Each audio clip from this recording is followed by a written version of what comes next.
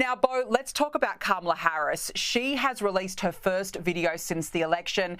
And dear, oh dear, I've got to say, it didn't get the reaction that she would have hoped for. Here is her video message. I just have to remind you, don't you ever let anybody take your power from you. You have the same power that you did before November 5th. And you have the same purpose that you did. And you have the same ability to engage and inspire. So don't ever let anybody or any circumstance take your power from you. But look, it's been widely mocked. Some suggested that she actually appeared drunk, Bo. Perhaps she's finally un-bourboned, if I can say, by what has been. Yeah, I think, Danica, she is imbibing on what we might call the liberal tears martini. She's been drinking one too many of those. You never heard of that. It's actually one part fake joy. We know that joy was a big part of her campaign. A dash of swing state bitters. She lost all 7 of them. And 150 proof MAGA. That's what's in the liberal tears martini. And she's been drinking way too many of them. Yeah, she appeared drunk on there. But let's be honest.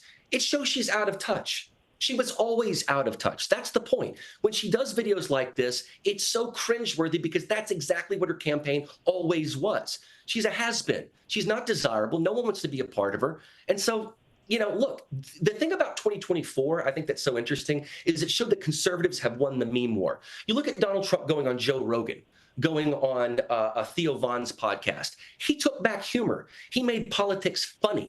And that's something that Kamala Harris could never do. So I think conservatives actually became cool again by embracing humor, because that's something Donald Trump did. And let's be honest, Kamala Harris, there's a lot of material there to lampoon.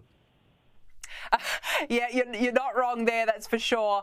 Now, before we let you go, the joyless Joy Reid from MSNBC is yet again calling for her daily shrinking audience, let it be known, to ban Trump voting relatives, this time from Thanksgiving dinner. If we want to eat with you, we will. But if we just want some peace over the holidays and we don't want to put up with your trolling while we eat our tofurkey, get over it. Stop acting like we owe you, and for God's sakes, stop whining. It's embarrassing. Our Thanksgiving, our choice. Bo, how bitter must this woman be? I mean, give it up already. America voted. Why won't these hosts move on? Every monologue that Joy Reid does gets more cringe and hackneyed with each one. It's unbelievable. And I personally, Danica, don't know one single person of all the people I know that actually watches her show. But you know what this reminded me of? I used to be on a talk show where I was the one conservative with a host of liberals. And one liberal guy on that show said that he would not break bread with a conservative or a Republican. And that stuck with me because I thought, why not?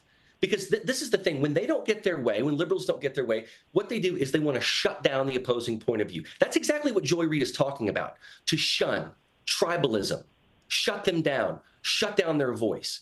And I think that's awful to do because as a conservative, even though we won this last election, it's Thanksgiving here in America. And I think that we can change that because I don't have a desire to not eat with someone that thinks different from me. I mean, what kind of a naive fool would I be if I couldn't do that? And so as an American, especially this Thanksgiving season, I believe that we can actually be the bigger person and should be the bigger person, which is the difference is that my political philosophy wants to lift all boats in this rising tide. Yours wants to discriminate.